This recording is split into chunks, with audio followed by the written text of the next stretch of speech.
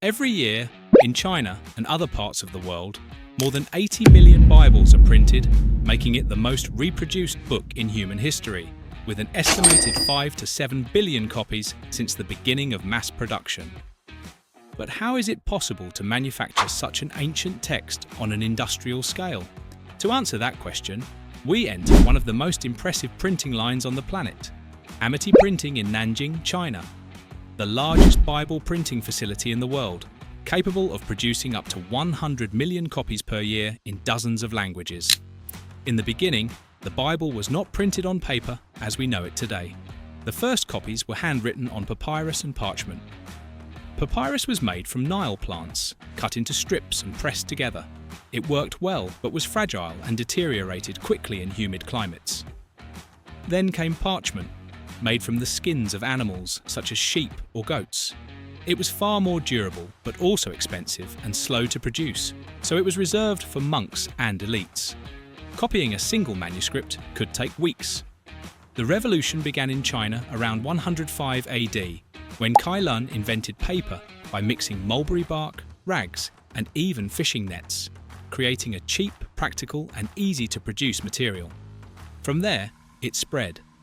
By the 8th century, it reached the Islamic world through captured Chinese papermakers, and by the 12th century, it arrived in Europe via Spain. That innovation changed everything. The Great Leap came in 1455, when Gutenberg invented the printing press and the first paper Bible rolled out of his workshop. From that moment, the sacred text could be mass-produced and reach more people than ever before. But how is a Bible made in our modern era? It all starts with paper, but not just any paper. The Bible is printed on a special kind known as Bible paper. It is as thin as a magazine page, but far stronger. It typically weighs between 30 and 60 grams per square meter, allowing a book of over 1,200 pages to remain light and easy to carry. Think about it. If it were printed on thick paper, it would be like carrying a massive dictionary weighing several kilograms. This paper is made mainly from cellulose fibers extracted from trees such as pine and eucalyptus. Why these trees? Because they grow fast. A eucalyptus tree can be ready in just 7 years, and their long fibers give the paper the strength it needs despite its thinness. They are also cultivated in sustainable plantations across South America, Scandinavia, and Asia, with certifications ensuring reforestation and responsible practices. For special editions, fibers from cotton or linen may be used, but wood pulp remains the most common and cost-effective choice for mass production. The process begins in these plantations. The trees are harvested under controlled conditions and the logs are sent to pulp mills. There, the transformation begins. First, the bark is removed and the wood is cut into small chips just 2 or 3 centimeters long. The chips are then fed into massive digesters, some over 100 meters tall, where they are cooked with chemicals like sodium sulfate in what is known as the craft process. This removes lignin, the natural glue in wood, leaving behind only cellulose fibers. Next, the pulp is refined and washed several times to remove impurities. It is bleached with agents like chlorine dioxide or hydrogen peroxide, which are also recycled to minimize environmental impact. The result is a clean, neutral white pulp that resists aging. Once the pulp is ready, it is mixed with water at a surprising ratio, 99% water to 1% fiber. Additives are then introduced, calcium carbonate to increase opacity, resins to help the ink adhere, and agents that reduce absorbency. This suspension is poured into Fourdrinier paper machines, where a moving mesh vibrates at incredible speed, up to 1,000 meters per minute, distributing the fibers evenly. The water drains out, giant rollers press the sheet, and heated cylinders dry and smooth it until the moisture content drops to about 5 or 6%, leaving the paper ready for printing. The finished paper is rolled into huge reels, weighing up to 20 tons and stretching for kilometers. These rolls are shipped by boat or train to printing facilities, often in China, where they are stored under controlled conditions to prevent deformation before being transformed into Bibles. At printing plants such as Amity Printing in Nanjing, one of the largest in the world, the process continues. The facility spans 85,000 square meters and is equipped with state-of-the-art technology designed specifically for thin paper. The environment here is tightly controlled. Humidity is maintained at 55% and temperature around 30 degrees Celsius. Why such precision? To prevent this, the plant uses advanced monitoring systems with sensors that continuously track and automatically adjust fans and humidifiers in real time. Once conditions are set, the massive paper reels are mounted onto automatic unwinders that feed the paper into the press and cut it precisely using blades or lasers. The sheet size depends on the edition, from pocket Bibles to large study versions. The cutting must be accurate to within millimeters, since even the slightest misalignment can cause jams in the machines. The text of the Bible, over 780,000 words across 66 books, is already digitized in high-resolution files. In many cases, these texts were carefully scanned and proofread for hours to ensure absolute accuracy. They are then typeset using fonts designed for readability on thin paper, such as Times New Roman or Helvetica. Typically in sizes between 8 and 12.10 points, with spacing optimized to reduce eye strain. Before printing, every detail is reviewed: chapter titles, verse numbering, indexes, cross-references, and even maps or study notes. Specialized software like InDesign or proprietary printing tools check for spelling, pagination, and formatting errors, ensuring that every page is clear, compact, and perfectly laid out before moving to the printing phase. Now comes the most critical stage: printing. This is done using the offset system, a modern evolution of lithography that is ideal for producing millions of pages quickly and with high precision. The process begins with aluminum plates that are laser engraved within minutes using computer-to-plate systems. These plates are mounted on rotating cylinders that can spin at incredible speeds, up to 50,000 revolutions per hour, in presses such as the Heidelberg. The ink used is special, made from vegetable oils like soybean, with pigments resistant to sunlight and time. It is formulated so that it does not bleed through the Bible's thin paper. And here's the secret of offset printing.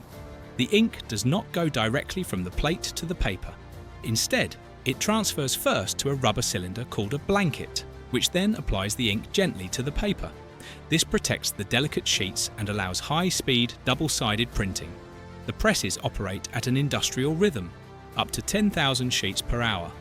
Each large sheet contains several pages arranged using a system called imposition. What does that mean? The pages are not printed in sequential order, 1, 2, 3, 4, but strategically placed. For example, page 1 may be printed next to page 8 and page 2 beside page 7. That way, when the sheet is folded and cut later, all pages fall perfectly into their correct order. To ensure quality, optical sensors continuously check in real time for stains or misalignment. If they detect an error, the machine stops immediately, preventing waste and guaranteeing that every sheet comes out perfect. After printing, the sheets cannot move directly to the next stage. They first go through a controlled drying process using infrared heat and forced ventilation. This fixes the ink within seconds and prevents smudging or pages sticking together. A fine anti-offset powder is even applied, creating a thin separating layer between sheets. Once the ink is set, the sheets enter precision guillotines, where they are cut to the exact size. Then, they move on to automatic folding machines that work with millimeter accuracy, forming what are known as signatures. Each signature contains 64 pages, sometimes 16 or 32 in smaller editions. For example, the first runs from page 1 to 64, the next from 65 to 128, and so on until the entire Bible is complete. These signatures travel along conveyor belts, perfectly ordered, while inspection systems check for any printing or folding errors. With the signatures ready, the most important phase for durability begins: binding. Here, the Smith-sewn method is used, the preferred technique for Bibles because it allows the book to open completely flat without pages falling out. The process combines tradition with automation. Machines such as the Muller-Martini stitch the signatures together using strong nylon or cotton threads, with stitches just 3 to 5 millimeters apart. running along the entire spine at speeds of up to 5,000 signatures per hour. Thanks to this method, the Bible can endure years of intensive use, unlike books bound only with glue, which often fall apart over time. After sewing, the first and last pages, known as end leaves, are added, and the spine is reinforced with a layer of polyvinyl acetate glue, a water-based adhesive that is both strong and flexible. It is applied with rollers. One spreads a thin, even layer of glue, while another removes any excess to avoid lumps. Finally, the book block passes through drying tunnels with controlled heat, where UV or infrared lamps cure the adhesive in minutes. The result is a strong, flexible spine designed to withstand decades of reading. Once the spine is reinforced, the final trimming begins. Hydraulic precision guillotines cut the excess edges from the top, bottom and side of the book, ensuring perfect alignment and a clean, professional finish that prevents fraying and dust buildup over time. After trimming, the bound block goes through an industrial press that compresses it with tons of pressure. This removes air bubbles, strengthens the structure, and leaves a perfectly flat, firm block ready for the special touches that make a Bible stand out. One of these details is the page edges. In standard editions, they can be painted in vibrant colours using precision sprays, and in limited editions, they are applied by hand with fine brushes. For luxury versions, the process goes further. A metallic foil, sometimes real 24-karat gold or silver, is applied using hot stamping at around 150 degrees Celsius. This creates a brilliant, elegant sheen that not only beautifies the book, but also protects the paper from dust. The edges are then polished with soft abrasive tools, removing imperfections and giving them a smooth texture that enhances the feel of flipping through the pages. This finish serves two purposes: aesthetic, by turning the book into a visually striking object, and practical, by protecting it from humidity and daily wear. Another classic feature is the ribbon markers, usually made of silk or durable synthetic materials. They are inserted into the spine during pressing, often in colours like red or black, with 1 or 2 ribbons per book, though study editions may include more. These ribbons help readers mark key passages, making it easier to navigate such an extensive text. Finally, the spine receives a reinforcement mesh, a fine fabric glued over the stitches, along with an extra layer of flexible, long-lasting adhesive. This ensures that the pages remain firmly attached and that the book can open a full 180 degrees without cracking or damaging the spine, an essential quality for frequent use. Now comes a key step: attaching the book block to the cover, a process known in the industry as case-in. This is where the book begins to take its final form, what we recognise as a finished Bible. Covers can vary greatly depending on the edition. Luxury versions use genuine leather, processed to be soft and durable, ideal for gifts or personal use. Standard editions often use woven fabrics like linen or cotton, which give that classic look. For mass production, synthetic materials like vinyl or polyurethane are preferred, more affordable, water-resistant, and even vegan-friendly. The choice depends on the purpose: a flexible pocket Bible for travel, a hardbound study edition with room for notes, or a deluxe version with embossed details for collectors and libraries. The book block is inserted into the pre-made cover, with hot adhesive applied to the spine and end papers, the first and last sheets. In more artisanal editions, this process can even be done by hand for maximum precision. If the edition is special, the cover may feature gold or silver embossing using hot stamping, a technique that applies metallic foil under heat and pressure to create titles, crosses or verses that gleam and elevate the book's presentation to an artistic level. Before reaching the market, each copy undergoes a final pressing. Hydraulic machines apply even pressure for hours, ensuring that the book maintains its perfect shape even after being opened and closed hundreds of times. And it doesn't end there. Some editions include practical extras, dividers for marking the Old and New Testaments, maps, reference guides, or concordances. All are designed to enrich the reading experience without making the book too heavy or bulky. In the final stage comes quality control, and nothing is left to chance. Every Bible goes through rigorous inspections to ensure perfection. Skilled workers examine each copy by hand while automated machines perform additional tests. Laser scanners check that pages are properly aligned, the ink is examined for smudges or fading, and binding tests simulate years of real-world use by repeatedly flexing the book. The finishes are also inspected for scratches, discoloration, or any visual defects. Only flawless copies move forward. If any issue is found, crooked pages, ink smears, or a weak spine, the book is corrected or recycled to avoid waste. The standards are so high that rejection rates are often below 1%, maintaining the reputation for excellence that these editions are known for. Once approved, the Bibles are carefully packaged. Many are individually wrapped in plastic or paper to prevent scratches and packed into double-layer boxes for extra protection. They are then stacked on pallets with labels and barcodes to track each batch during shipment.